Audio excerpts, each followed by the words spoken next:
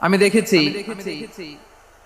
আমার গত সপ্তাহের যশোরের আলোচনার একটা লাইনকে কেন্দ্র করে আমাদের অনেক রাজনীতিবিদ বন্ধুরা অনেক ক্ষুব্ধ প্রতিক্রিয়া দেখাচ্ছেন। ওই কথাকে নিজেদের গায়ে টেনে নিজেদের গায়ে মেখে ওনারা ক্ষুব্ধ হয়েছেন। প্রিয় ভাইয়েরা, আমি বলেছিলাম যে একদল খেয়ে গিয়েছে আর একদল খাওয়ার জন্য রেডি হয়ে আছে। তো এখানে কি আমি কোনো দলের নাম বলেছি? বাংলাদেশে 48টা প্রায় নিবন্ধিত রাজনৈতিক দল, কোন দলের নাম আমি বলিনি। কথাটাকে আমি জেনারেল রেখেছি। দায়ীদের বৈশিষ্ট্যই এটা, দায়ীরা জেনারেলি কথা বলে, যার যেই মেসেজ নেয়ার তারা সেখান থেকে নিয়ে নেয়।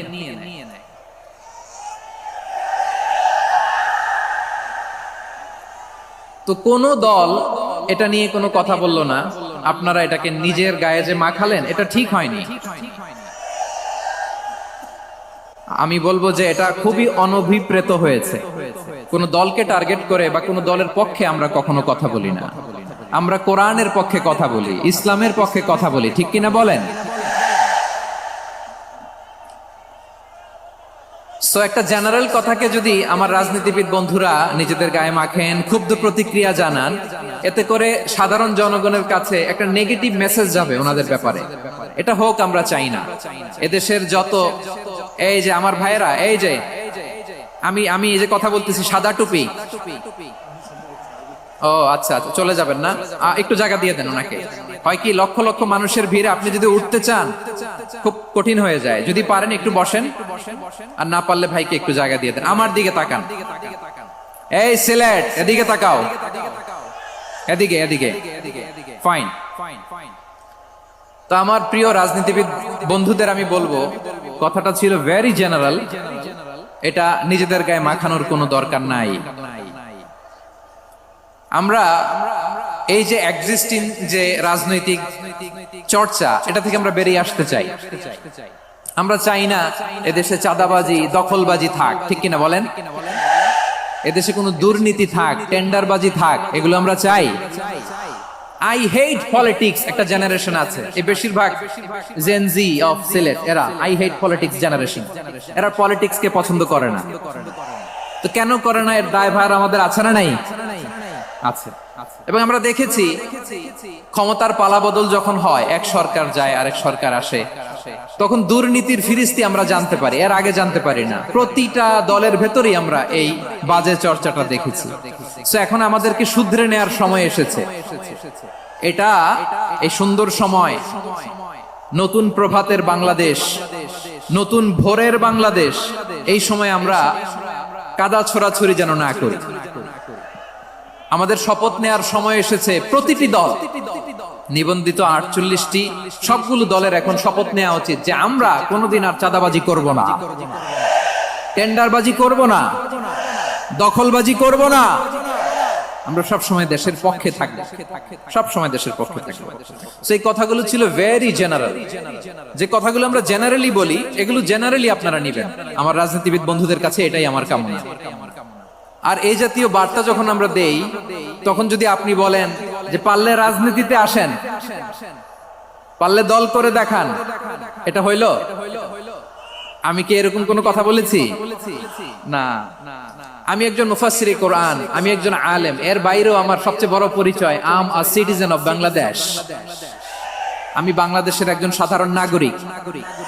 আমার দেশের যে কোনো সমস্যা, যে কোনো ইনকনসিস্টেন্সি, অসঙ্গতি নিয়ে মত প্রকাশের স্বাধীনতা আমার আছে না নাই?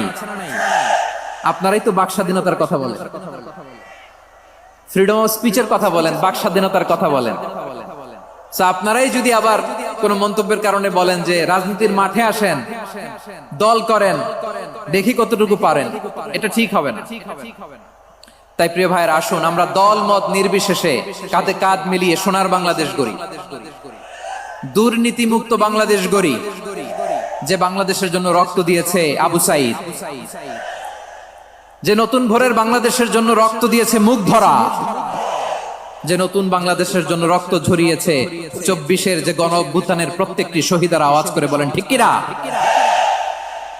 আল্লাহ তাআলা আমার দেশকে তুমি নিরাপদ করো, শান্তিময় করো, আমরা যেন স্বাধীন সার্বভৌম বাংলাদেশে মাথা উঁচু করে বিশ্ব দরবারে দাঁড়াতে পারি। আল্লাহ তুমি তৌফিক দান করো। আওয়াজ করে সবাই পড়ি আমিন। আমি আরো সৌভাগ্যবান যে আমি অত্যন্ত নগণ্য ক্ষুদ্র একজন কোরআনের ছাত্র হয়ে কোরআন থেকে যা বুঝেছি, এই কথাগুলো যখন দেশ থেকে দেশান্তরে যেখানেই যাই শোনাবার জন্য লক্ষ লক্ষ দিনী ভাইরা সেখানে উপস্থিত হয় আলহামদুলিল্লাহ। এবং যারা আসতে পারেন না, এরকম কোটি কোটি বনি আদম পরবর্তীতে সোশ্যাল মিডিয়ার কল্যাণে তারা কথাগুলো শোনেন আলহামদুলিল্লাহ। আবার এমনও অনেক আছে যারা আমাদেরকে পছন্দ করেন না, তারাও ডায়েরি খাতা কলম নিয়ে, মোবাইল নিয়ে, ল্যাপটপ খুলে আমাদের আলোচনা শোনেন। আমি তাদেরকেও ভালোবাসি, কারণ আমার স্লোগান হচ্ছে হেরে যাবে ওদের হিংসা, ষড়যন্ত্র, জিতে যাবে আমাদের ভালোবাসা। যারা আমাদের বিরোধিতা করে, আমাদের ব্যাপারে ঘৃণা ছড়ায়, তাদের জন্য আমাদের বুক ভরা দরদ আর ভালোবাসা আছে না নাই? কারণ ভালোবাসা দিয়ে যা জয় করা যায়, কঠোরতা দিয়ে তা পারা যায় না।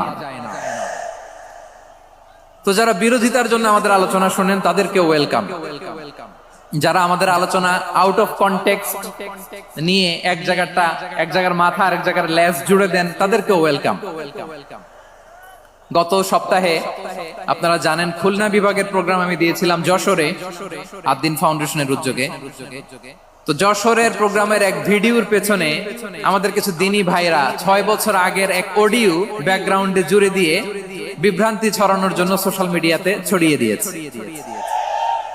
তো তাদের প্রতিও আমাদের কোনো রাগ নাই, ক্ষোভ নাই। তারা হয়তো দিনী তাকাদা থেকেই করেছে, কিন্তু তারা হয়তো বুঝতে পারে না এই যে রিসেন্ট আলোচনার ভিডিওর পেছনে 6 বছর আগের অডিও জুড়ে দেওয়া, এটাকে বাংলায় বলে প্রতারণা। কি বলে? প্রতারণা, ধোঁকাবাজি। এখনকার আলোচনার ভিডিও আর ব্যাকগ্রাউন্ডে এডিট করে লাগিয়েছে 6 বছর আগের অডিও। এটারে প্রতারণা বলে, ধোঁকাবাজি বলে। আর বিশ্বনবী বলেন, মান গাশশানা ফালাইসা মিন্না, the person who deceives us he is not among us।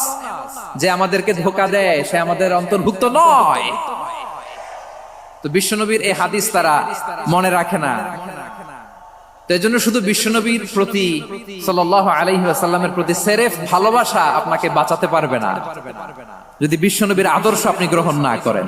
তার জলজান্ত প্রমাণ আবু তালেব বিশ্বনবীকে অনেক ভালোবেসেছেন আলাইহিস সালাতু ওয়াসসালাম। পলিটিক্যাল শেল্টার, ফিনান্সিয়াল শেল্টার, সব ধরনের শেল্টার তিনি দিয়েছেন, কিন্তু বিশ্বনবীর আদর্শ মানেন নাই। মুক্তি মিলবে? হ্যাঁ, আওয়াজ করে বলেন, আবু তালেবের কি মুক্তি মিলবে? তাহলে সেরেফ ভালোবাসা আপনাকে বাঁচাতে পারবে। ভালোবাসার পাশাপাশি বিশ্বনবীর আদর্শকে মেনে নেওয়ার দরকার আছে না নাই? তো যারা এই সমস্ত কাজ করেন আমাদের ভাইরা, তাদের জন্য আল্লাহ তাআলার কাছে আমরা হেদায়েতের দোয়া করি। আবার